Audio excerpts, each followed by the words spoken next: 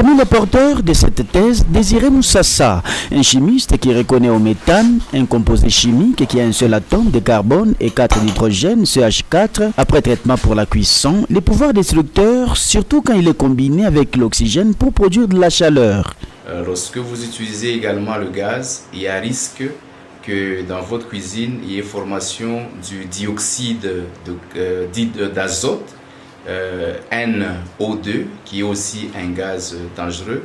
Et celui-là a comme caractéristique l'attaque ou l'irritation des voies respiratoires. Cette attaque et cette irritation des voies respiratoires ne peuvent rester sans conséquences. Parmi les plus vulnérables, les enfants d'entre 1 année et 12 ans. Ils vont souffrir d'asthme et à la longue, les systèmes respiratoires avec les poumons, avec les entrailles qui sont déjà affectées, ils seront affaiblis pour s'ouvrir à d'autres maladies pulmonaires. Entre autres, par exemple, quand il est exposé au virus de Koch, il peut contracter facilement la tuberculose.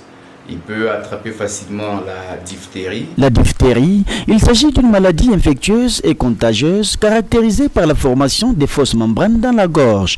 Mais pendant que les enfants en seraient alités, l'écosystème aussi aura sa souffrance. Il y a les animaux, il y a les insectes, il y a les arthropodes, par exemple la catégorie des fourmis, les fourmis rouges, les fourmis noires.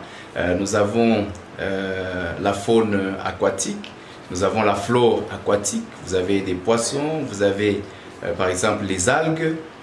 Quand nous allons en forêt, nous avons des gros arbres, nous avons des plantules et nous avons des arbustes, nous avons de l'herbe. Parmi donc les bonnes sources d'énergie pour la cuisson, il y a le chauffage à induction magnétique, un dispositif technologique qui utilise des plaques en verre ambre et épais conçues pour supporter la montée des températures sans la répandre.